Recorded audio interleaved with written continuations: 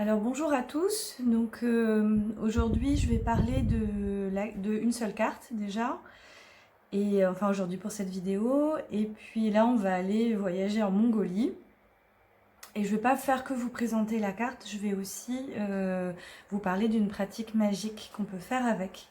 Voilà, je retrouve mon texte d'ailleurs. Hop, voilà.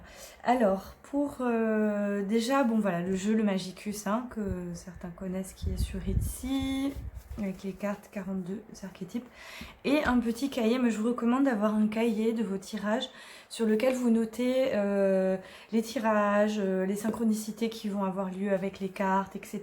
Donc, je vous le montre, voilà, je vais commencer là il n'y a pas très longtemps, parce que le cahier de Magicus, et puis voilà, c'est le Magicus. Et puis voilà, bon, certains carrément dessinent les cartes et tout. J'étais vite, hein, j'ai juste noté mes tirages, etc., etc. Vous pouvez noter vos pensées aussi. Voilà. Mais c'est un support assez sympa.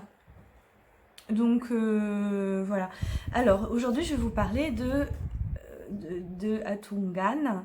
Et pourquoi je vous parle du livre, parce que, enfin du carnet, parce que j'ai commencé là un peu plus sérieusement à écrire le livre. Je vous en parle dans toutes les vidéos.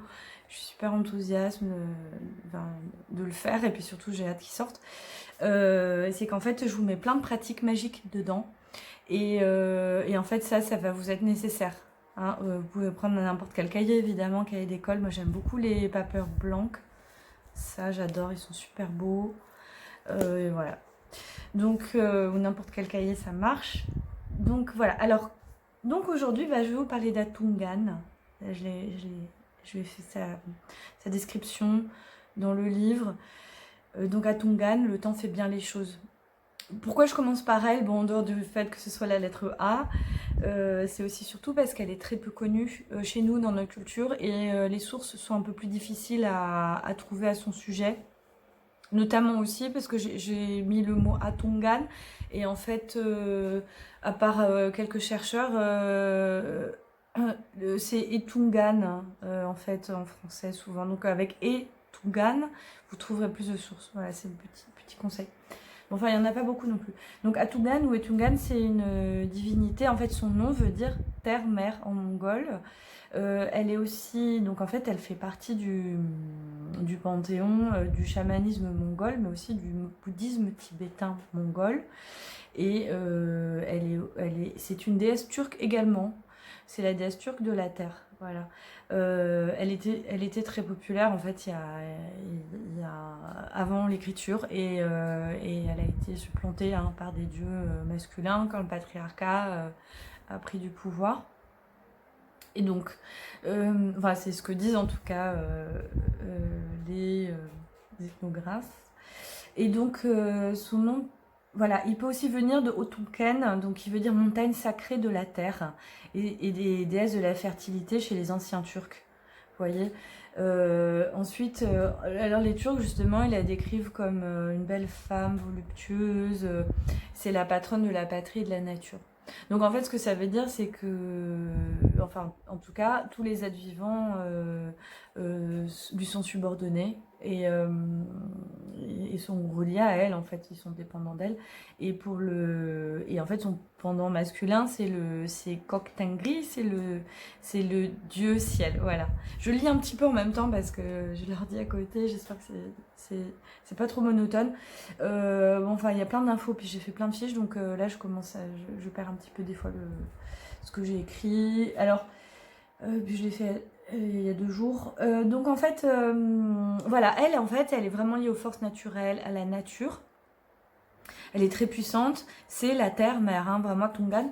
Et donc, donc, en fait, il y a ça. Elle est quand même considérée comme une déesse bienveillante, mais elle peut aussi punir des péchés les hommes, hein, dans l'histoire. Et donc sa place, elle est au milieu de l'univers. Je trouvais ça intéressant. La place de la déesse est au milieu de l'univers. Et elle est souvent représentée comme une jeune femme à cheval sur un taureau gris. Voilà. Moi, le taureau, c'est quand même la terre. Et c'est lié à la fertilité, beaucoup l'abondance, même dans l'Antiquité gréco-romaine. Hein, le taureau a une très puissante connotation liée à la terre, quoi. Et puis de prospérité, etc., quoi.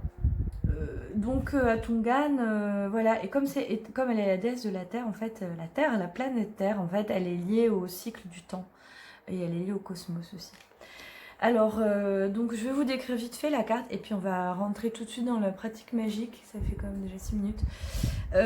Donc Atungan, bon bah voilà, elle est assise, elle est paisible, donc c'est une femme Khalkha, en fait c'est une tribu de Mongolie. Donc elle ne sort pas de Star Wars, évidemment, ils se sont grandement inspirés de leur costume, mais les femmes Khalkha, en fait la Khalkha sont la tribu de Mongolie la plus répandue en fait, toujours aujourd'hui. Donc en fait là elle est assise, elle est paisible, elle a le regard paisible, elle semble presque sourire. Il y a quelque chose de bienveillant dans cette carte. Il y a la graine de vie, il y a la géométrie sacrée de la graine de vie derrière. Donc en fait c'est la germination. Le temps fait bien les choses, c'est-à-dire les choses vont prendre du temps à évoluer, mais c'est le mouvement de la vie aussi. C'est lié au cycle, c'est-à-dire c'est aussi la Terre qui tourne, c'est-à-dire qu'il y a des cycles de vie et de mort. Et ces cycles sont nécessaires à l'évolution de l'humain, de l'univers. Donc on est dans une dimension qui est une dimension là vraiment cosmique, on n'est pas dans une dimension purement humaine, c'est-à-dire s'il se passe des choses, vous ne comprenez pas, vous avez la carte d'Atungan, ça signifie qu'en fait vous êtes, peut-être vous ne saurez jamais, parce que ça peut dépasser en fait votre propre vie, quoi, votre propre entendement. Et c'est exactement ça en fait dans cette énergie-là. Derrière, il y a un paysage dénudé, justement, dans le dénuement, comme un désert. Il y a quand même un ciel très présent et des mouvements d'énergie. En fait, c'est-à-dire que même dans le vide, il y a du mouvement, il y a de la vie. Et c'est cette vie-là qui va permettre la fertilité de la terre, peu à peu, pour que peu à peu la plante pousse, voilà, en lien avec la graine de vie. Donc, même dans le vide, il y a du plein, voilà. Donc le temps fait bien les choses. Là, j'espère que j'ai rien oublié. Donc voilà, elle est liée au plan cosmique et matériel en même temps. Et je descends mon texte. Voilà. Voilà, et oui, la richesse, voilà, c'est ça que j'avais oublié. La richesse, vous voyez qu'elle est parée, elle a énormément de choses sur elle. Hein. La coiffure est très riche, très complexe, très richement ornée. La robe, c'est pareil, on pourrait même imaginer que ce sont des matières très nobles, quoi. Hein. Un satin de soie, des dorures, évidemment, dans ces photos, on n'a pas les couleurs, mais c'est sûrement les plus belles matières disponibles hein, pour faire un si beau costume. Donc c'est lié vraiment à la richesse, l'abondance et la fertilité. Donc oui, ça prend du temps. Passer du désert à la jungle luxuriante ou la forêt luxuriante, ça prend du temps. Mais il y a l'abondance qui vient derrière. C'est vraiment ça. Ne pas s'inquiéter, le temps. Et ça bouge même de façon éthérique, subtile. Là, ça bouge. Petite pratique magique. Alors c'est pareil, je prends le texte. Parce que là, je ne veux pas vous louper un morceau. Donc, la pratique magique. Alors vraiment, quand je l'ai définie, c'est vraiment, je me centre sur la carte.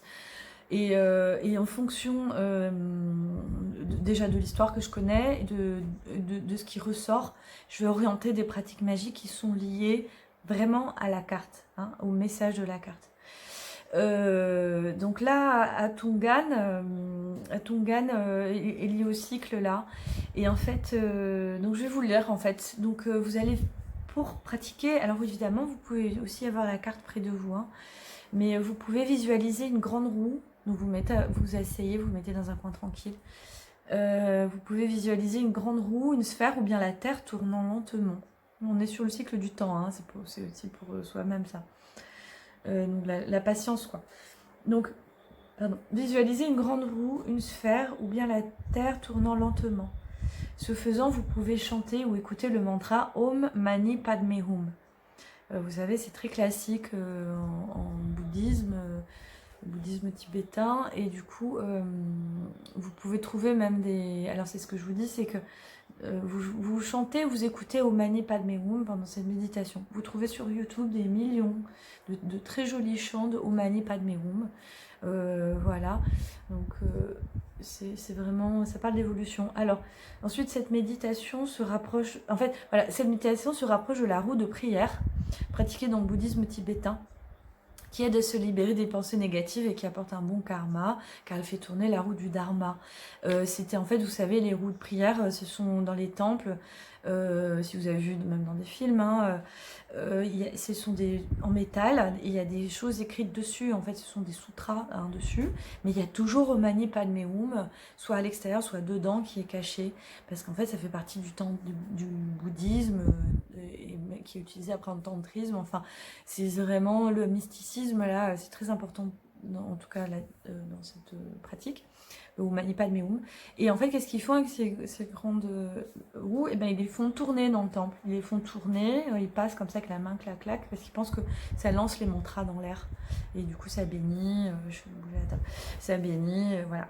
Et ça fait tourner la roue du dharma. Donc la roue du dharma, c'est aussi de se dégager des mauvais karmas et évoluer, quoi.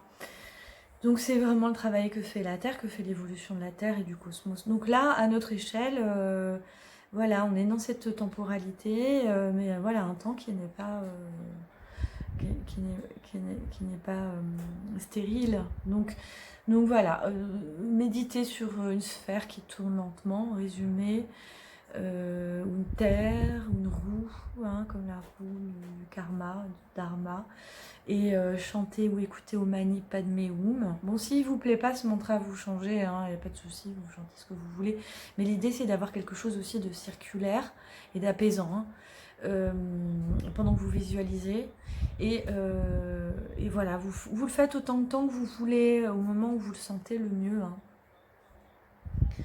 Voilà. Donc on a fini pour Atungan. Voilà, la plume se retourne, c'est le moment. Et prochaine vidéo, on va parler de son binôme, on va parler de Gengis Khan, voilà, qui a aussi sa pratique magique. Donc hop, et ben tout à l'heure.